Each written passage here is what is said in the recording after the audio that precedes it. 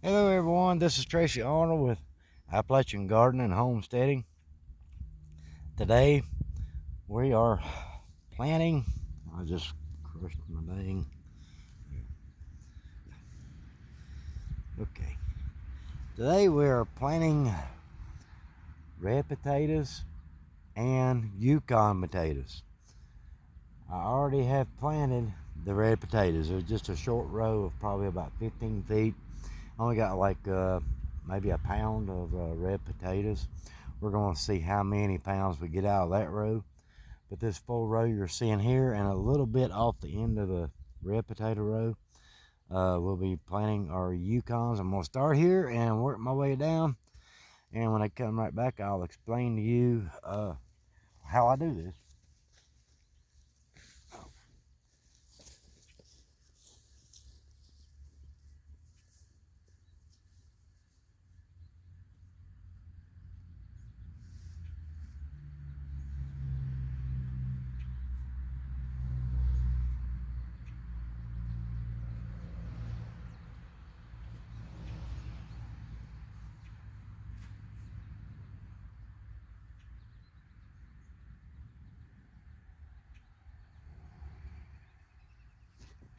All right, here's the deal.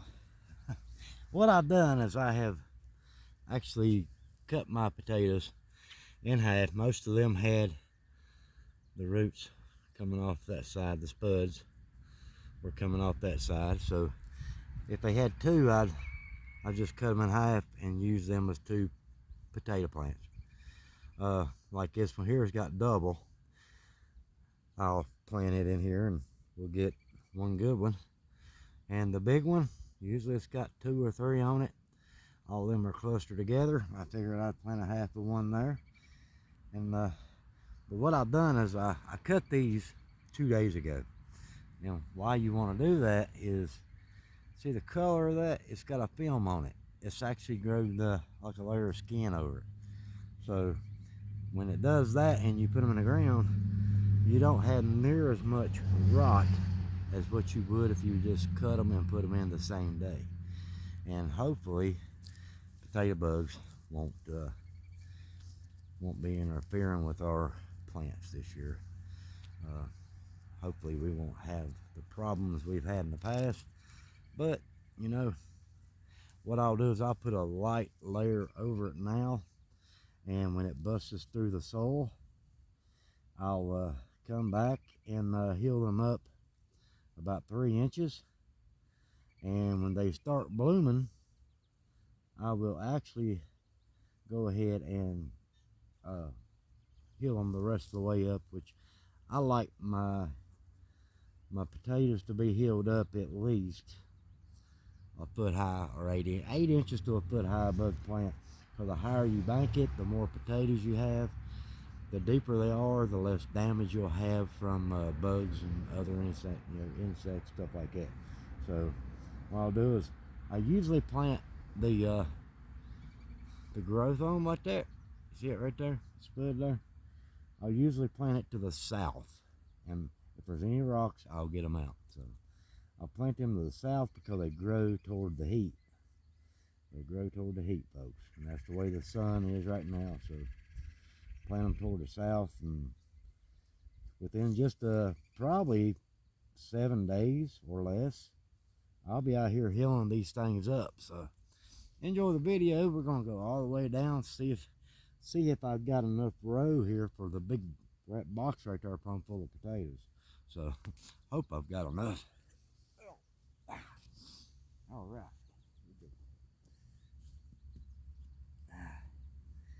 And I usually put them anywhere from 8 to 12 inches apart, depending on how big the potato is.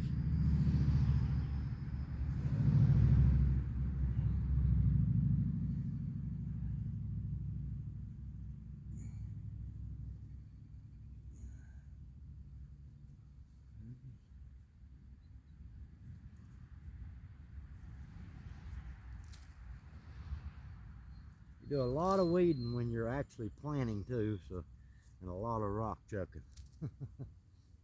So, yeah. Well, I like to do it by hand. I really don't cover them up with the hoe all that much unless I'm healing them up. That's the only time I use a hoe on potatoes. You damage these things and they're on rot. So.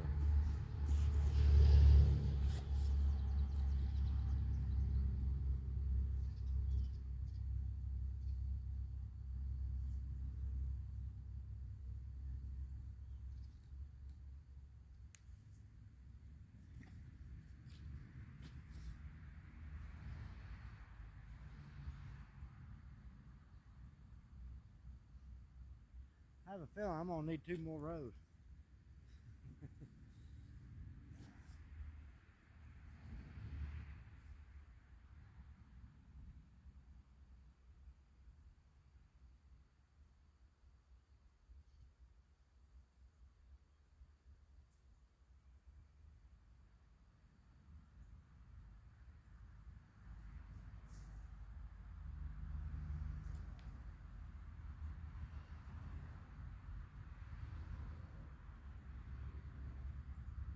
There's another freaking weed there. Where my dirt is.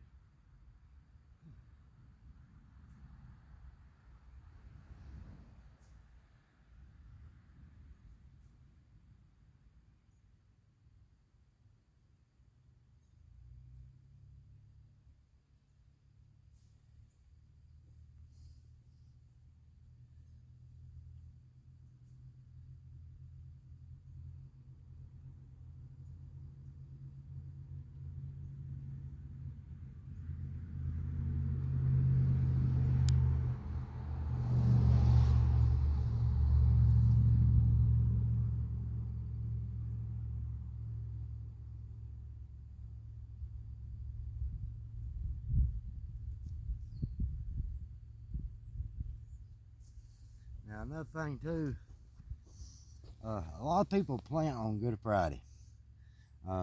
Good Friday, Easter could be in March, and it could be in April, and it could be as late as May.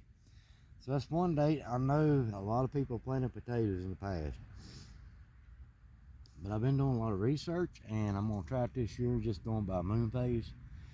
24 hours after the full moon, or 48 hours after the full moon, which is one of the two of them, because there's been three different things. But I'm going between the moon phases. So, and when I'm doing this and covering it up, I'm putting a layer of dirt over it, just enough to cover probably about a 1/4 inch to a 1/2 inch, and I'm trying to keep them in a row. But you know how it is. Sometimes you just can't get a row straight, even with planting the potatoes.